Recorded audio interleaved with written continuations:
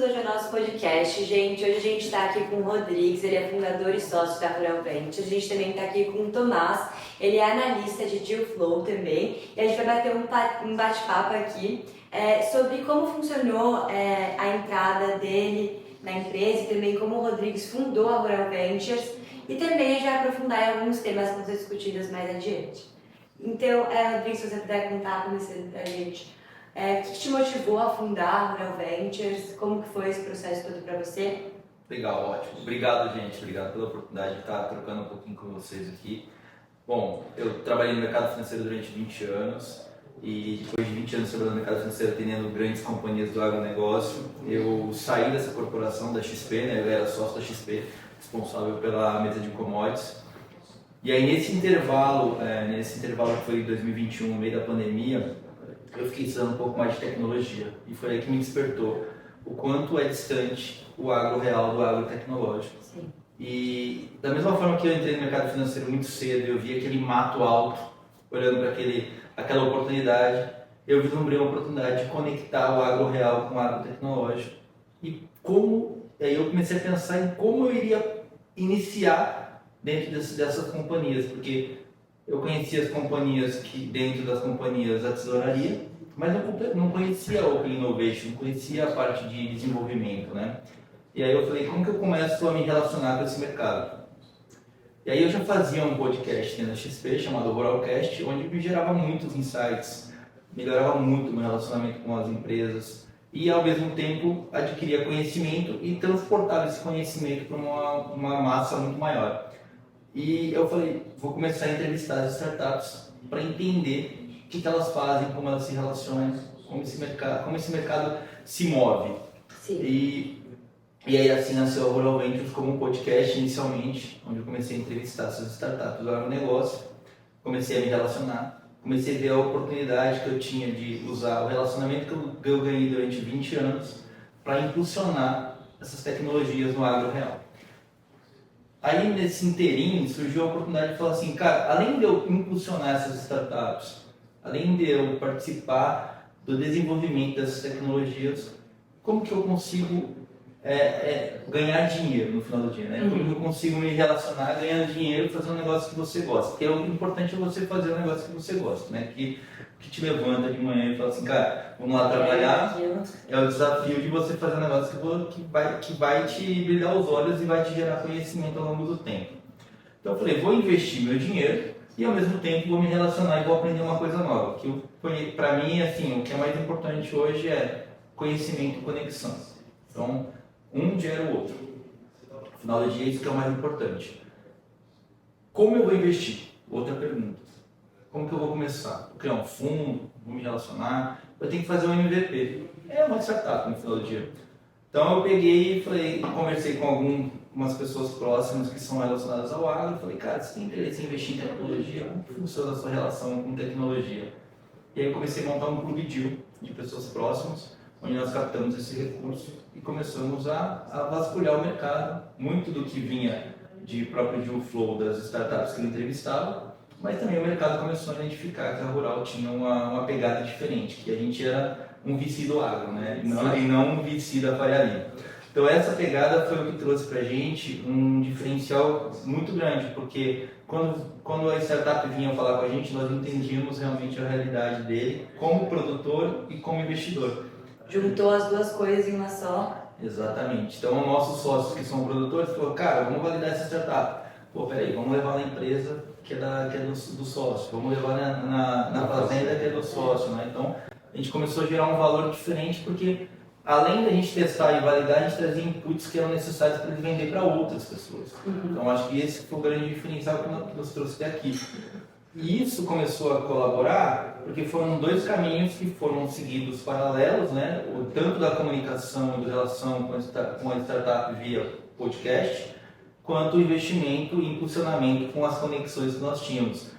E aí, então a gente fez cobertura de eventos internacionais, o World AgriTech em São Francisco, a gente fez um evento em Ribeirão Preto, que foi o Rural Summit, que inclusive vai ter esse ano novamente, e a gente começou a ganhar uma relevância de conexão e conhecimento. Então acho que a Rural Ventures hoje, da forma que ela atua, pode dizer que ela é um venture capital? Pode, mas ela tem mais tentáculos do que normalmente um Venture Capital tem, que é a comunicação, os eventos, a própria consultoria e inovação corporativa que nós temos, que nós entendemos que tem um mercado muito maduro de corporações que estão inseridas no agronegócio e na relação Open Innovation, mas também tem um middle market ali, que são as middle corporates, que estão sedentas para entrar nesse mercado. Sim. Então a gente identificou e falou, como que essas empresas se relacionam com essa tecnologia, como essas empresas se relacionam com essa tecnologia que vai mudar a relação delas com os produtores lá na frente.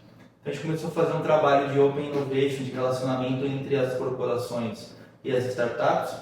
Então a gente entrou no meio de um movimento que não existia, ou seja, a gente criou um movimento de conexão real da startup com o produtor e com o middle corporate que não tinha acesso. Então, quando você entra no Cubo Itaú ali, por exemplo, você tem ali as corporações, mas são corporações maduras.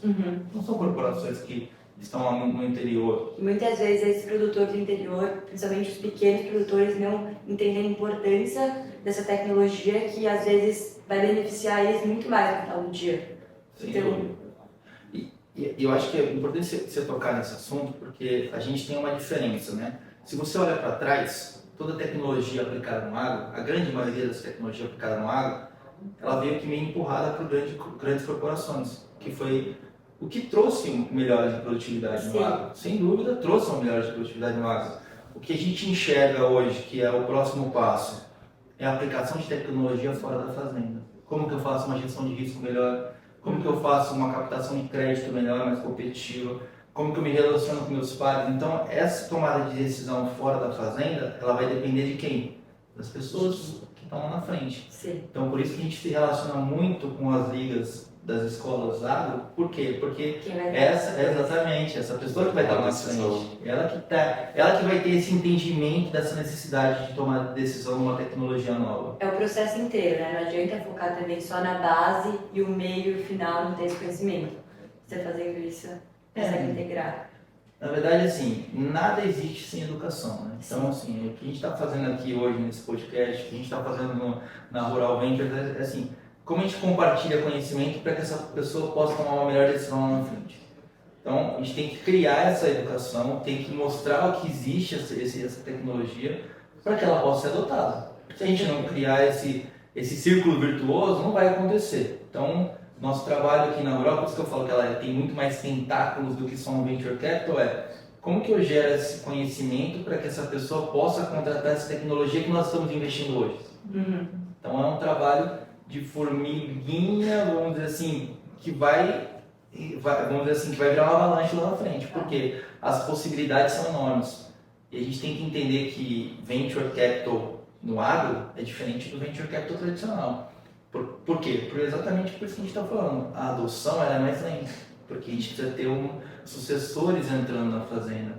Sim. Hoje, se a gente depender da adoção da forma que ela vai acontecer, e o produtor já adota muita tecnologia. Só que ele adota a tecnologia para dentro da fazenda. E para fora fica às vezes carente disso. Às vezes fica carente, tem pessoas que conseguem, e é muito evidente que a gente olha hoje, quando a gente tem rupturas financeiras, de preço, ciclos de commodities em baixa, a gente enxerga porque aparece quem faz essa gestão para fora da fazenda e quem não faz.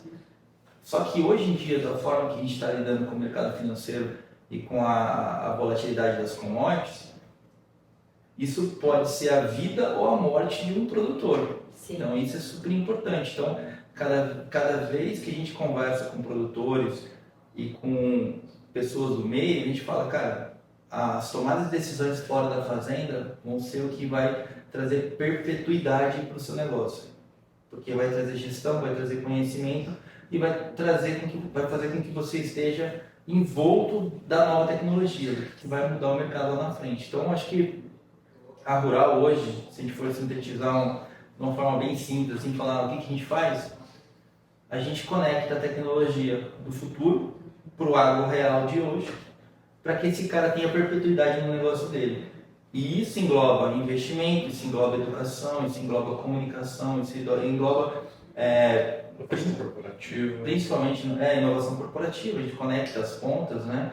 Então acho que no final do dia a gente quer gerar conhecimento, conexão e investimento. E com isso a gente consegue amarrar as pontas a gente tem que investir num negócio que realmente faça sentido para o agro de hoje e não para o agro daqui do futuro, porque o agro real hoje, o agro que nós trabalhamos, que nós vivenciamos, que é o agro produtivo, ele precisa de soluções que resolvam os problemas de hoje. Sim.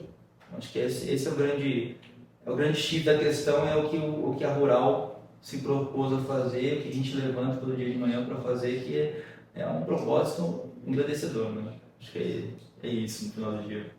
Não, muito interessante mesmo. Acho que foi o que você disse, tem essas 3 pontas que você consegue amarrar elas com tudo isso.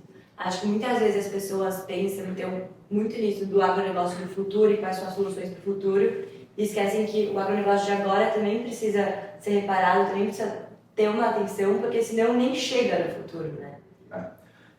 E a gente tem um agro que é o agro brasileiro, né? Então a gente não pode se correlacionar com o agro europeu, o agro americano. O que eles estão tentando resolver lá, é muito bom, mas o que a gente precisa resolver hoje são problemas do produtor, que o produtor tem a necessidade, porque a hora que ele vai botar a cabeça no travesseiro, é isso que preocupa ele, é isso que prejudica o dia dele no dia seguinte.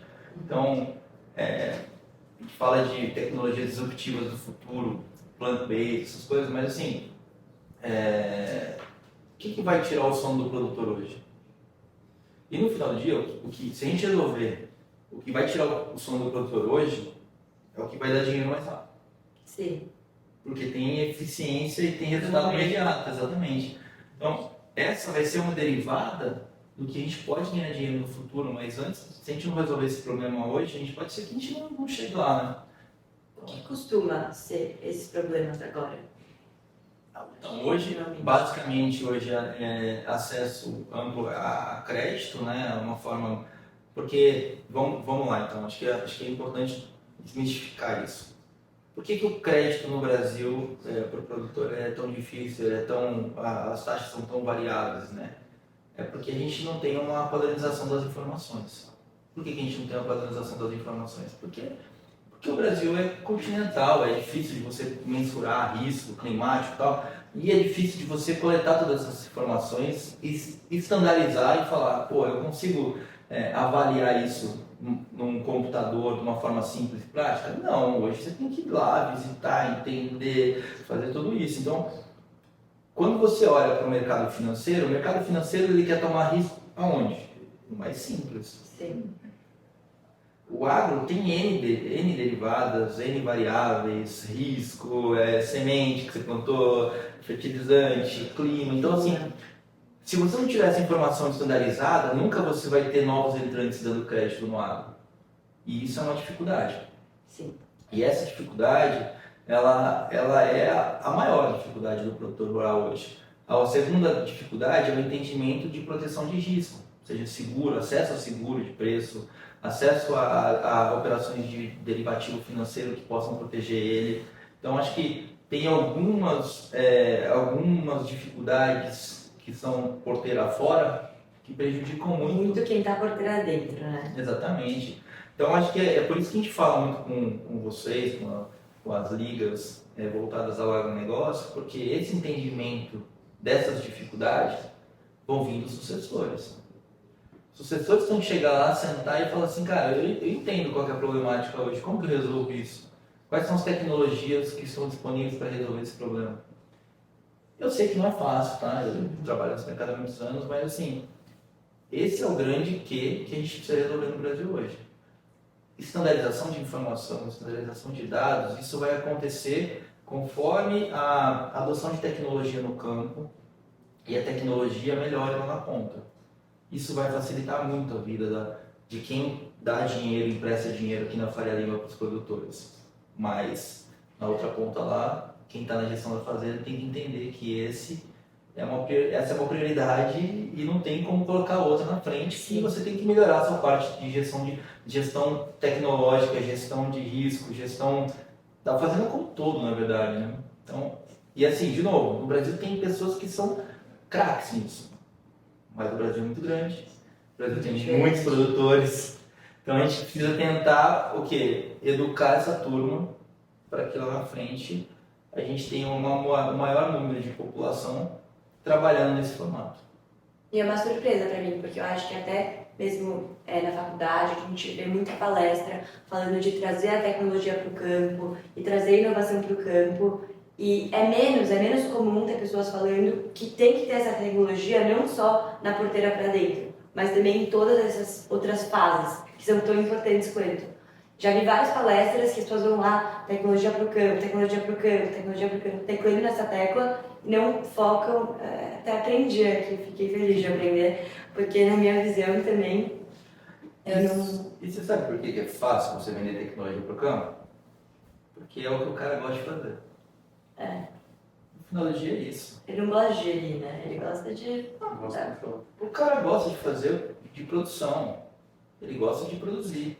Por isso que a gente fala para a molecada que está na escola aqui, fala, cara, vocês têm que gostar da porteira para fora, porque o seu pai, o seu avô, todo mundo ali estava ali porque eles gostam de produzir. E quando eles implementam uma tecnologia que melhora lá 2, 3 sacas por hectare, o cara fica feliz da vida. Só que essas 2, 3 sacas por hectare ele perde na gestão. Na má gestão depois. Exatamente. Então, o que adianta você ganhar aqui se você perde ali na frente? Nada, é nulo. Exatamente, tem que ter um combo, na verdade, né? Então você tem que ter essa gestão da propriedade, onde você ganha rentabilidade aqui no hectare, mas você tem que ter essa gestão aguçada aqui fora da fazenda para não perder o que você gastou e você ganhou aqui. Para você ter um ciclo completo, né? Exatamente. E até fazer outro ponto também sobre isso que o Rodrigo estava comentando, sobre a questão de standardizar dados e puxar esses dados da fazenda. De nada adianta eu querer organizar eles e ter acesso a eles quando tem problemas também na captação desses dados. Sim. Então, por exemplo, é muito fácil vender tecnologia no campo. Você vai para uma agri-show da vida, você vai ver lá um punhado de trator, uma linha reta, você vai falar, pô, que trator bacana, que trator legal. Só que no final do dia, quem comprou o trator de fato não é a pessoa que vai operar aquele trator. Então tem casos do peão que vai lá e não ativa a maquininha para poder coletar os dados, não ativa o tablet. Só liga o trator e faz o que ele tem que fazer da maneira tradicional. Então no final a gente vai ter também alguns problemas ali na parte da coleta de dados. E a cada dia que passa, as soluções elas têm que virar para um lado de coletar eles de maneira mais eficiente, standardizar eles de uma maneira adequada e compartilhar isso da maneira mais simples possível. Para na hora que eu for analisar, vai no computador aqui na Faria Lima para poder ceder o crédito, eu vou ver ele de uma maneira muito mais simples e plana e eu vou falar, de fato, esse é o meu risco, de fato eu posso ceder isso para esse cara. E é aí que você vê muitas startups também voltadas para crédito, patinando, dando crédito a um risco que eles acham que tem, só que na verdade o buraco é muito mais embaixo. E aí você vê índice de inadimplência de 8% para cima com algumas startups de crédito agrícola. Né? Então falta também essa ponte, então não adianta também você dar a tecnologia ali pro produtor e não ter quem conseguir aplicar ela também ali, né? De novo, educação. Educação. É fundamental. Tomás, também eu queria que você contasse um pouquinho aqui pra gente do que você faz aqui na Rural. Eu vi que você é analista, né? Se você puder contar um pouquinho pra gente como você analisa, enfim. Bacana. Até legal, eu acho legal puxar um pouquinho da trajetória, porque eu vim do outro lado da mesa, né? Eu era empreendedor. Então, eu tive uma startup, uma InsurTech de seguros, fiz uma saída dela para uma seguradora, a gente vendeu a API, e depois eu fui um dos co-founders de uma startup de educação, né? E aí eu faço uma saída e vou trabalhar com consultoria de inovação. E depois eu mando um e-mail para o Rodrigo, que não estava mais aguentando trabalhar em consultoria. Até uma dica aí para quem estiver procurando estágio ou emprego, qualquer coisa que seja cara de pau. Eu mandei um e-mail para ele na cara de pau, falei, eu gosto do agro. É cara de pau, tem iniciativa aí, gente. E aí sim eu entrei na Rural para poder fazer a estruturação do processo de deal flow. O que é o processo de deal flow, né? O que eu faço no dia a dia? Deal flow nada mais é a esteira de originação, a esteira dos deals que aparecem. E hoje, quando uma pessoa é analista de deal flow, ela acompanha a chegada das startups, a análise delas até comitê e o investimento. né? Então acaba que hoje toda essa recepção, a primeira conversa, o primeiro contato, a análise, depois a conversa com os clientes dela, os testes na fazenda, que o Rodrigues falou que a gente faz, são feitas pelo time de Deal Flow, que no caso é eu e o Pedro, né, que é estagiário lá agora. Então hoje a gente fica justamente voltado para esse campo, de analisar elas e ter certeza que aquela solução Vai ser. não é espuma, Sim. né? Porque é muito fácil, não é só ela funcionar, ela funcionar e agregar mais do que algo simples, né? Ou seja, não ser só uma feature, não ser só algo que é legal ter, né? Que você vai falar, nossa, que bacana isso daqui. Mas só que o que é bacana no final do dia não vai te aumentar produtividade em 3, 5 sacos do campo ou aumentar a produtividade para você na parte de, aliás, aumentar a eficácia para você na gestão financeira, na gestão de business mesmo da fazenda, né? Então, acaba que a gente fica ali num paralelo de identificar se aquela solução, além dela funcionar, ela agrega de verdade para quem está contratando, como que é esse processo de adoção, né? Então, É gerar valor, né? Acho que é legal trazer um paralelo que eu sempre falo nas palestras que eu dou, é assim, o que ele falou de future? Acho que é legal, assim, que assim, eu faço uma analogia com o iFood. Se você tivesse o iFood em 3 etapas separadas, imagina que você vai entrar e pedir a comida, aí depois você vai entrar em outro aplicativo, vai pedir o mototáxi, e vai entrar em outro aplicativo e vai pagar. Nossa, já não ia pedir. Exato, você não ia pedir, Não ia exatamente. pedir. Então, o que acontece hoje, que o Tomás falou, é assim, tem muita startup que oferece só uma etapa do processo. Se você não combina essas operações em um negócio que gera valor para o produtor na linha final, que seja simples para ele entender, igual é o iFood hoje para a gente, ele não vai adotar. Então, acho que o grande desafio que a gente tem aqui é entender o que é somente uma feature e o que é realmente um resolvedor de problema. Vai facilitar e não complicar. Que vai gerar valor. Que se você fosse comprar uma comida no iFood, depois você ia entrar pegar um motoboy, depois pagar em outro, cara, você ia pegar o telefone e ia ligar no restaurante. Sim. Então, no final do dia era isso. Então, basicamente, o que o Tomás faz hoje é falar assim, cara, isso aqui resolve o problema ou não resolve o problema, né? E o que você tem visto que as soluções mais... que hoje está aparecendo assim lá pra gente, pode falar de solução mesmo ou das features que aparecem ou realmente o que a gente está vendo? Eu acho que de O solução... que resolve o problema, resolve né? mesmo, Vamos lá. Nosso portfólio, né? De fato, tem muitas soluções que a gente vê ali no dia a dia que resolvem os problemas reais do agro. E, cara, tem bastante que não resolve ou resolve só uma parte, como o Rodrigo estava falando. Né? Se a gente for nomear algumas verticais que a gente observa lá que de fato geram valor, é muito nesse caminho que a gente já está comentando, né? Ou que vai impactar na More Online, na última linha, que é o que o Rodrigo está falando, de questão mesmo de gerar valor próprio. Então, straight to the point aqui. Pegar um exemplo de uma startup investida nossa, que é a própria Bem Agro, que ela vai trabalhar com essa questão também da gestão do risco na fazenda. Ela consegue identificar a erva daninha, consegue identificar espaçamento dentro do campo. Agora ela está indo para um caminho mais de aplicar em usina. Então ela faz essa gestão mesmo para eu conseguir ter uma visibilidade, ter uma clareza em cima do que antes era só a fazenda e que muita gente conseguia organizar com caderno. Hoje em dia não é mais só com caderno, né? Precisa ter essa clarividência, precisa ter essa visão geral mesmo do todo. Outra solução que a gente vê também que é muito interessante pontuar, isso daí a gente vê muito no mercado e o mercado está muito aquecido com isso, mas eu não acho que seja de fato o principal caminho. E são algumas soluções de impacto que elas não resolvem problemas reais, né? Ou seja, eu acredito que para o impacto de se desenvolver tem que de fato gerar valor. Então hoje tem algumas soluções que são de impacto, a gente vê muito impacto que eu falei assim de maneira geral, né? Mas só que no final elas não geram valor. Tem algumas que geram, tem uma do portfólio que é bacana até depois o pessoal pesquisar, que é a Preserva Land. Hoje ela traz essa visibilidade, não é tão agronegócio, mas só que ela facilita hoje, é controladora de rodovia, a fazer uma facilitação da implementação de novas rodovias. Então, lá, se eu passo uma rodovia no meio de um estado, eu preciso adquirir a terra daquele bioma em algum outro lugar para poder compensar onde eu passei o asfalto, né? E hoje ela faz justamente essa tokenização e consegue me entregar esse outro espaço. Então, facilita muito esse processo. Otimização de tempo também. Otimização de tempo. E se a gente está falando de logística, a gente está falando de agro também. Então, que é um ponto muito falho. E acho que o ponto mais importante da Preserva Land, no final do dia, assim, ela ter mapeado esse bioma e ela alugar esse bioma para as empresas que se mataram para criar essa rodovia, ela gera uma receita que não existia para aquela pessoa naquela região. Então a gente está gerando renda para uma pessoa que não pode desmatar aquela área porque é uma área de preservação.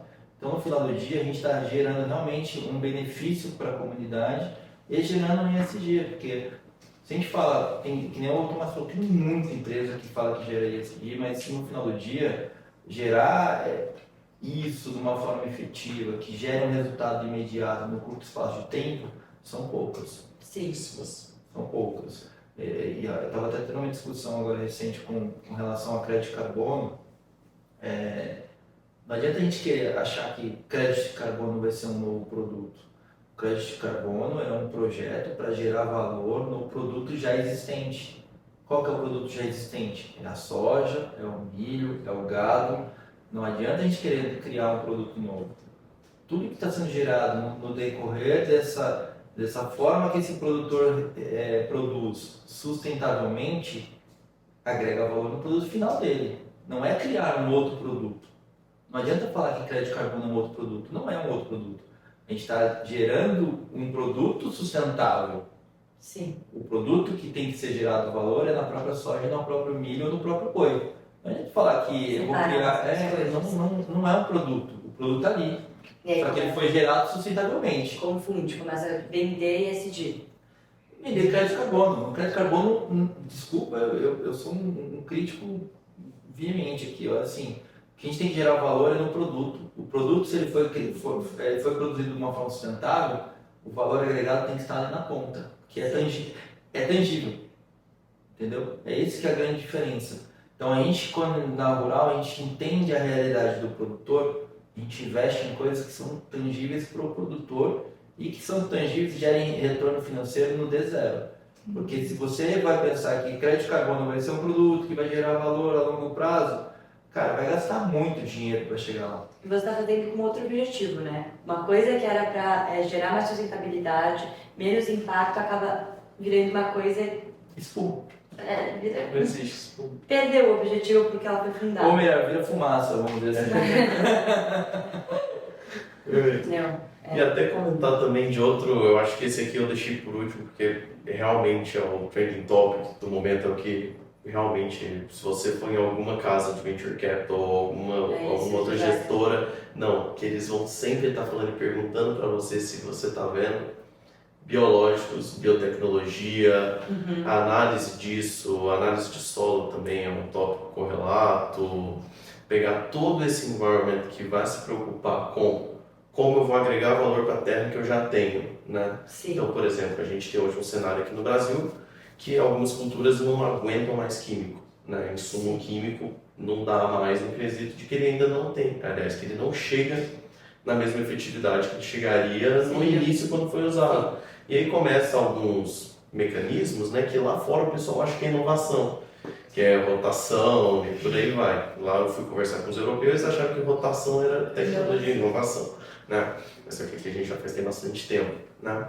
E agora, com essa questão da biotecnologia, com essa análise mais profunda e com a previsibilidade do que o meu solo pode agregar com base nos biológicos, eu consigo ter uma assertividade muito maior, consigo ter uma previsibilidade muito maior, porque eu vou aumentar de produtividade usando uma outra tecnologia que é biológica, que é mais sustentável do que o químico, que é mais barato do que o químico, que pode ser produzida em território brasileiro. E que no final pode gerar até mais valor agregado para aquele... Sim, gera mais valor agregado tanto para aquele produto, no caso não tanto para commodity, mas só que você vai trabalhar com hortifruticultura, né? Tomate, uva até, nesse caso faz sentido. E também é legal a gente colocar, porque grande parte do que a gente traz hoje aqui na rural Maria Luísa, também é muito da questão de, hoje o Brasil, ele não só produz commodity, ele produz também tecnologia. Como que a gente vai fazer com que essa tecnologia chegue nas novas fronteiras agrícolas? Sim. Então, hoje a gente identifica que pode ter uma grande fronteira agrícola para se expandir na África subsaariana, né? Que tem vamos lá, temperatura similar aqui ao Brasil. Porque se a gente coloca o biológico que a gente usa aqui, vai perto ali do Alasca, nos Estados Unidos, não vai funcionar. Tá que lá não tem plantio, mas é o que eu falo. São terrenos diferentes com propriedades diferentes. No caso da África, que o pessoal está dizendo que pode ser uma nova fronteira agrícola para ser expandido, o Brasil tem muita tecnologia para agregar, né? Muita. E eu acho que tem muito também, meio que um tabu, que o Brasil não produz tecnologia, que o Brasil só produz commodity, que o Brasil, a terra. Eu acho que cada vez mais a gente tem que conseguir quebrar esse tabu que existe, e a Rural e outras estão aí para quebrar isso cada vez mais, porque é muito importante a gente entender que a gente tem capacidade de produzir. Muitas vezes vamos buscar referências ou soluções fora, que se fizesse uma pesquisa, a gente tem aqui. Então, acho que A gente nem opta mais por viajar para fora, porque na verdade agora os americanos estão tudo vindo para cá para entender o que está acontecendo, porque a globalização ela trouxe uma facilidade muito grande. A gente consegue se comunicar de uma forma muito mais fácil, mas uma grande dificuldade que a gente tem como brasileiro é que, e aí até os americanos reclamaram para mim na última vez que eu estive lá, é que, cara, vocês são uma black box, eles falam. Vocês só falam com brasileiro, vocês têm muita tecnologia, mas brasileiro só faz negócio com brasileiro. Eu falei, não, cara, brasileiro não faz negócio com brasileiro, brasileiro faz negócio com todo mundo. O fato é que eles estão querendo estar mais próximos, eles estão querendo entender mais o que a gente está fazendo e a gente agora está numa pegada com as startups, cara, você tem que nascer pronto para fazer o software lá fora. Você tem que nascer pronto para levar sua tecnologia lá para fora. Porque se a gente consegue fazer isso aqui com 2, 3 safras do jeito que a gente faz, lá que é uma safra só, pé na cabeça. Tranquilo, entendeu? Assim, a gente tem tecnologia para fazer isso, a gente só precisa se preparar melhor para falar assim, cara, estamos preparados para concorrer com eles, estamos preparados para estar no mercado novo e aí eu acho que a gente olhando para safras de empreendedores dentro do agrotecnológico, a gente está numa safra muito boa. Porque a primeira safra que a gente teve foi pessoas que saíram das universidades. Essas pessoas que saíram das universidades, elas eram muito técnicas.